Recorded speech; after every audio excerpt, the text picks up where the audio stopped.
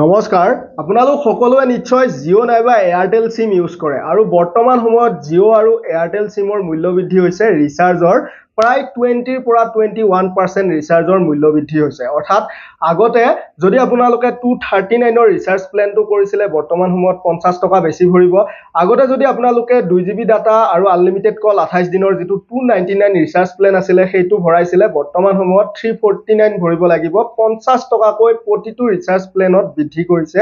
জিঅ' আৰু এয়াৰটেলে এতিয়া ঘটনা হল এইখিনি সময়ত কিন্তু সৰকাৰি যেটো নেটৱৰ্ক কোম্পানী আছে ভাৰত চৰকাৰৰ BSNL এই BSNLৰ কিন্তু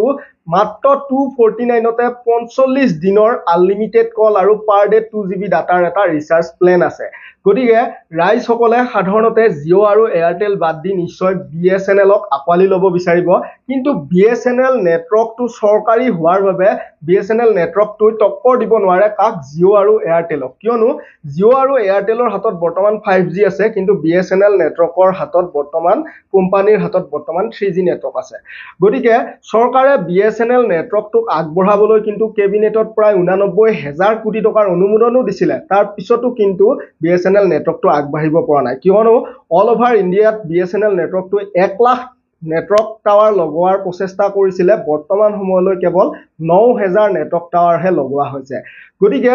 এই জিঅ' আৰু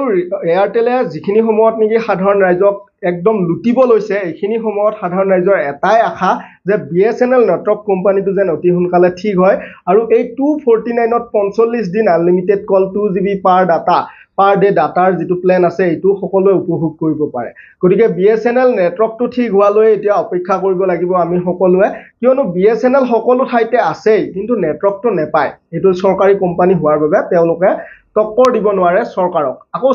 জিঅ' আৰু এয়াৰটেলৰ যে ৰিচাৰ্জৰ দাম বৃদ্ধি হৈছে ইয়াত সৰকাৰ উত্তৰপূৰ্ণভাৱে জড়িত কিয়নো সৰকাৰে টেক্স পায় জিঅ' আৰু এয়াৰটেল কোম্পানীৰ পৰা টেক্স পায় এতিয়া মূল্য বৃদ্ধি হৈছে ৰিচাৰ্জৰ ইয়াতো টেক্স বেছিকৈ পাব তো ইয়াতে কি নকৰে সৰকাৰে ভাগ নলয় ৰিচাৰ্জৰ দাম বৃদ্ধি কৰাত জিঅ' বা এয়াৰটেলৰ পক্ষতে থাকে কিন্তু মাত নামাতে সৰকাৰে তো এইবিলাক পলিটিক্যাল এটা ইস্যু হয় সকলোখিনি চাবলৈ গলে ইয়াত যেহেতু আম্বানি হওক বা ডাঙৰ মানুহবিলাকে ইলেকশনৰ সময়ত সৰকাৰক টকা দিয়ে ইলেকশন খেলিবলৈ গতিকে পিছত তেওঁলোকে সেই কাৰণে তলতীয়া হৈ চলিব লাগে সৰকাৰে ডাঙৰ ব্যৱসায়ী বা মানুহবিলাকৰ তো এতিয়া এটা আশা BSNL নেটৱৰ্কটো ঠিক হলে আমি এই 249 ৰিচাৰ্জৰ যেটো প্ল্যান আছে 45 দিন আনলিমিটেড কল আৰু পাৰ ডে 2 GB ডাটাৰ এটো আমি সকলোৱে উপভোগ কৰিব পাৰিম ধন্যবাদ ভিডিওটি শেয়াৰ কৰিব আৰু আমাৰ চেনেলটি আপোনালোকে পাৰিলে সাবস্ক্ৰাইব কৰি লব ভাল লাগিলে জয় অসম জয় হিন্দ